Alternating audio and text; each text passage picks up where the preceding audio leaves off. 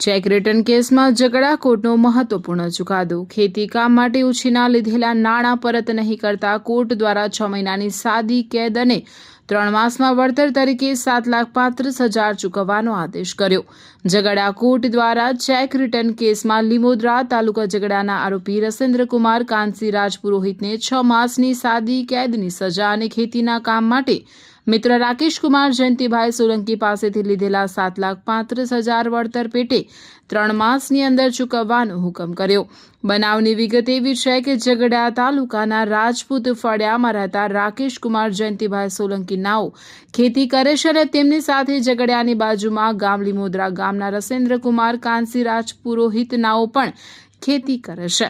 રાકેશ અને રસેન્દ્ર વચ્ચે મિત્રતા હોય રસેન્દ્રએ રાકેશ પાસેથી તારીખ 16/7/2023ના રોજ ખેતીના કામ માટે 7,35,000 રૂપિયા ઉછીના લીધા, જે બાબતે બંને મિત્રો વચ્ચે નોટરી રૂબરૂ લખાણ પણ રજીસ્ટર કરવામાં આવ્યું। ખેતી કામ માટે લીધેલા હાથ ઉછીના રૂપિયા 7,35,000 રૂપિયા 7 માસમાં પરત આપવાના હતા।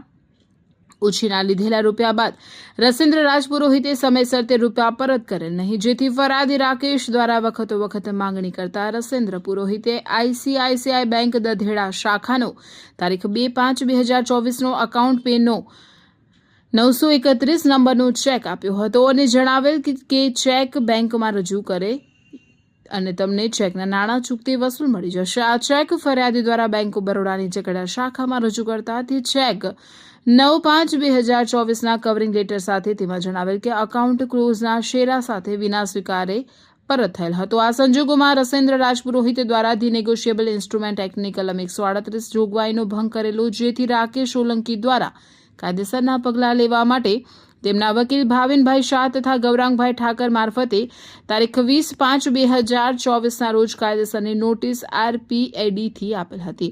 તે નોટિસનો પણ કોઈ જવાબ કે બાકી નીકળતા લેણાની રકમ વસૂલ આપેલ ન હતી, જેથી એડવોકેટ ભાવિન શાહ દ્વારા રાકેશ સોલંકી વતી ઝઘડા કોર્ટમાં કેસ દાખલ કર્યો હતો। તે કેસ વખત ચાલતા ગતરોજ તારીખ 22/7/2026ના રોજ કોર્ટ દ્વારા તેનું જજમેન્ટ આપવામાં આવ્યું હતું।